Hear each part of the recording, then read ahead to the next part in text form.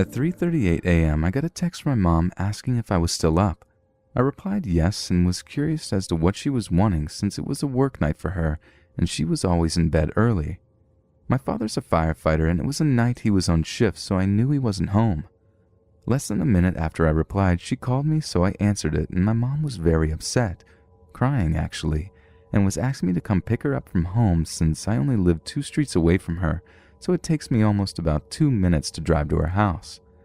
I immediately say yes, throw in my little Bluetooth speaker thing I have and started getting dressed, grabbed one of my pistols and proceeded out my door. Grabbed my pistol because I'm still unsure what's going on, and since I have my concealed carry license, it's not uncommon for me to carry. As I'm rushing to get ready, I'm asking what's wrong.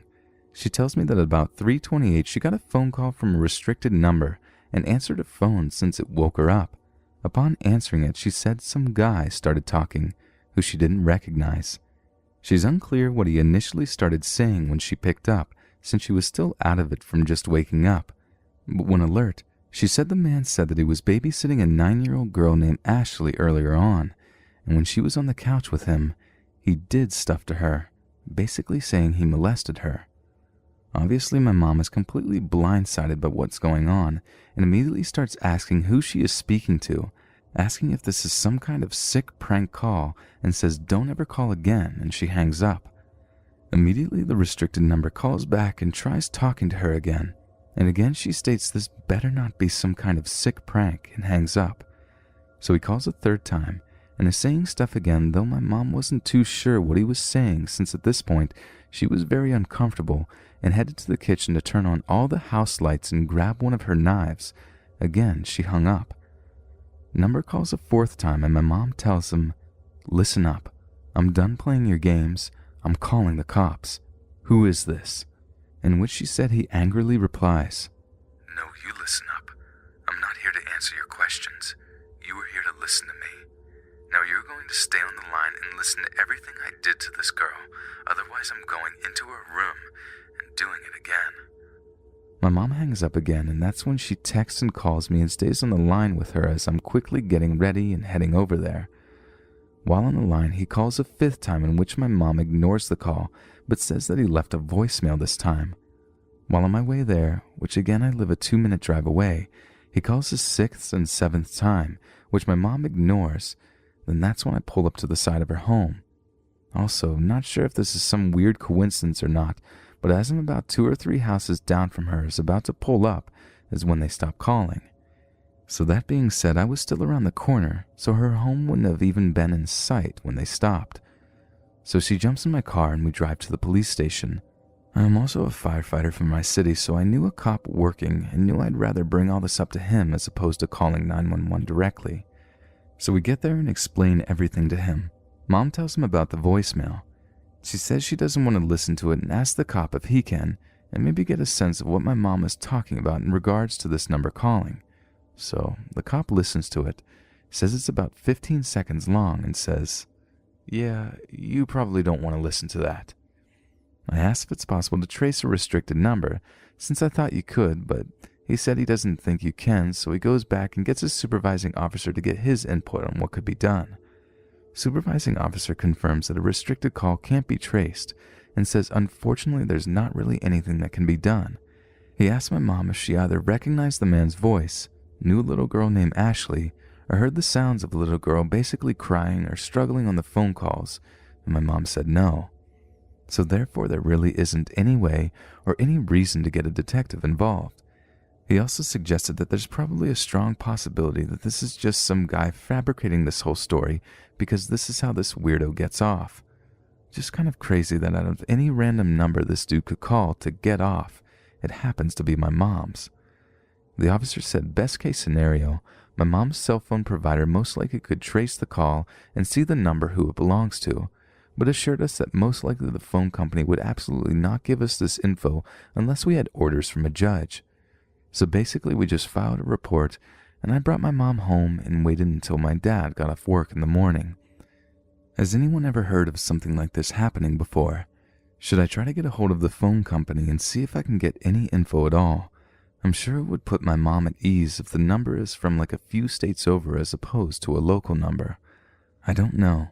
It just seems weird to try and brush this whole thing off and hope they never call my mom again.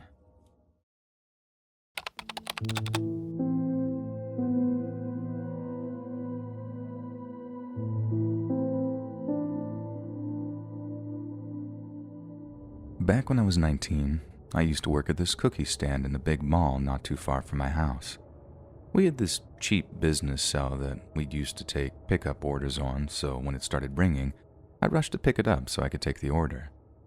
I hear this guy's voice on the other end, and right away, I start thinking it's a prank call or something. This might sound weird, but you know when you can practically hear a person smiling on the other end, or rather, trying to hold back laughter or something. His voice sounded exactly like that. He says, do you make cookies to order?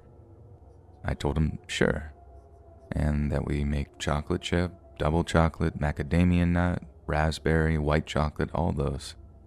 And then he starts asking a bunch more questions, sounding weirdly anxious as he does so, asking what time we're open until, where in the mall we are, all this other stuff, and I'm just staying polite and answering all his questions. When I'm done answering his questions, he asked me what types of cookies we make again, and I really started getting the feeling that something was weird and off with this call. I'd literally only just told the guy what kinds of cookies we made, and it's not like it was a huge list or whatever. But still, I stay professional and repeat myself. Then he just says, okay, thanks, and ends the call. I'm thinking to myself, well, that was weird.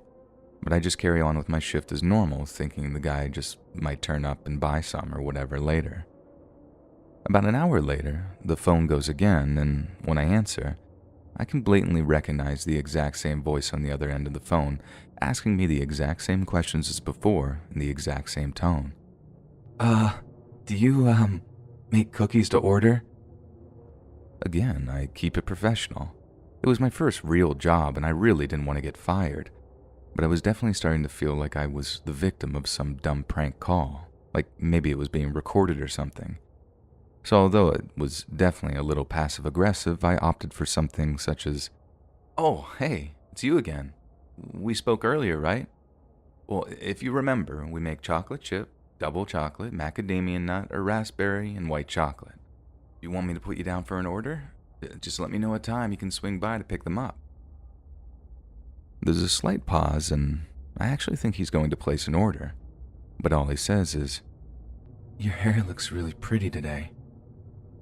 For a second, I thought, knew it. This is some sort of weird prank. But then I paused and thought to myself, can he actually see me? I was so taken aback that I remember replying, excuse me?